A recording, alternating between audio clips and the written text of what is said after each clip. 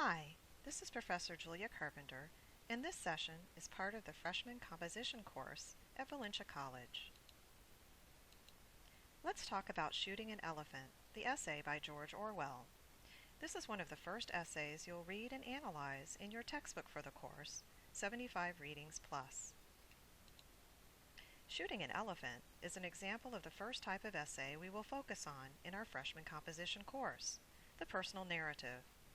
Personal narratives usually focus on one key event. Though true, they are told like fictional stories. They have a setting, a main character among a group of characters, a series of events that lead to a climax, a resolution, or ending. Shooting an Elephant is an essay that was published in the literary magazine New Writing in the autumn of 1936 and broadcast by the BBC in October of 1948. George Orwell was an English novelist, essayist, and critic, most famous for his novels Animal Farm in 1984. He was a man of strong opinions who addressed some of the major political movements of his times, including imperialism, fascism, and communism. Some background for the essay is that Orwell's stated purpose for writing this essay is to reveal his own personal dilemma and to reveal the cultural dilemma presented by colonialism itself. He joined the Indian Imperial Police in Burma, then a British colony. He resigned in 1927 and decided to become a writer.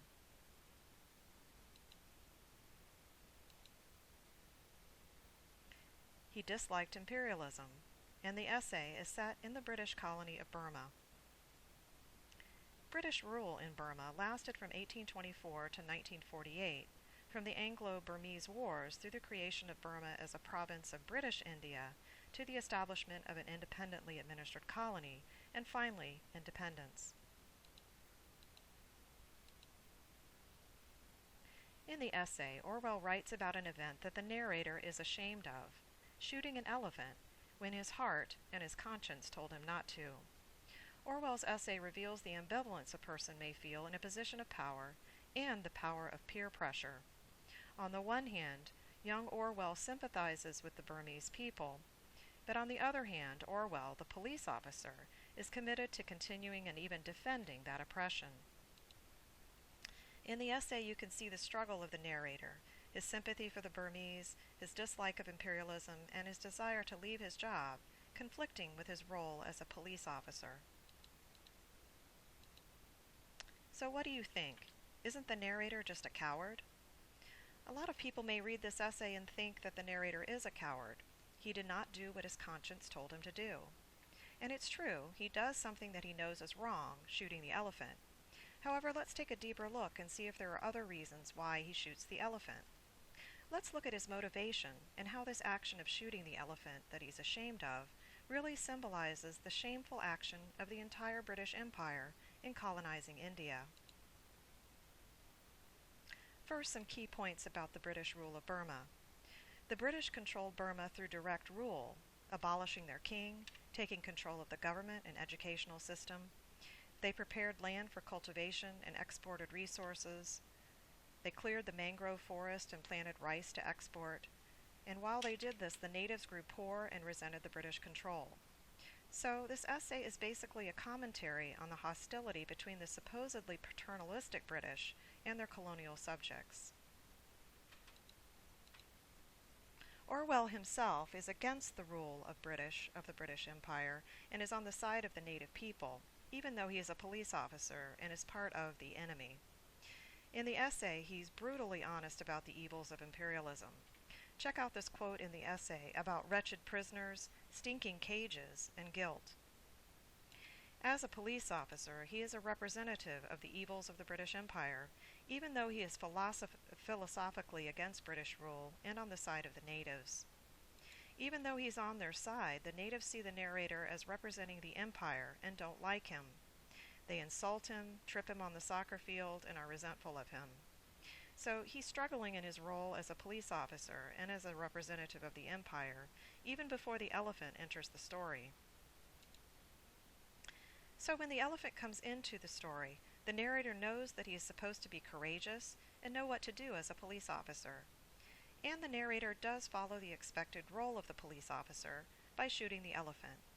In shooting the elephant, however, he ends up fulfilling the role of the police officer in the British Empire instead of following his own personal conscience.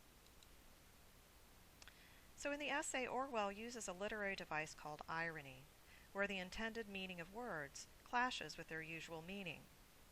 For example, Orwell describes the dangerous elephant as grandmotherly. Orwell is also pointing out irony when he says that when a person or empire becomes a tyrant, that tyrant is giving up freedom because they are acting out as a role. The narrator would expect Orwell to be free because he's part of the empire, yet he is not free to follow his conscience. The hatred of the Burmese people and his fear of their ridicule control him. So the central question of the essay, the narrator states repeatedly that he doesn't want to shoot the elephant, yet he feels compelled to execute the creature. Why? You can see here in this table the conflict of his conscience. He says, "I knew with perfect certainty that I ought not to shoot him, and even that it is murder to shoot the elephant." Yet look at the motivation on the left side. First, he is fulfilling his role, but it is more complex in that there is pressure coming from all the people gathering around him, expecting him to act a certain way. He doesn't want to disappoint these people or have these people laugh at him if he doesn't fulfill his role. He actually says, "I did it being shooting the elephant, to avoid looking like a fool." Despite the many reasons not to shoot the elephant, such as how it is worth more alive rather than dead, or how he is a poor shot, he ultimately falls into the expectations of the Burmese people. Against his moral belief and his conscience, he decides to kill the elephant. So I'd like to close by asking you to think about the connection of this story to your own personal experience and the influence of peer pressure in your life. Have you ever acted against your better judgment because you feared what people might think of you? Making you reflect and connect to this story is what makes the essay powerful. This concludes this session on shooting an elephant.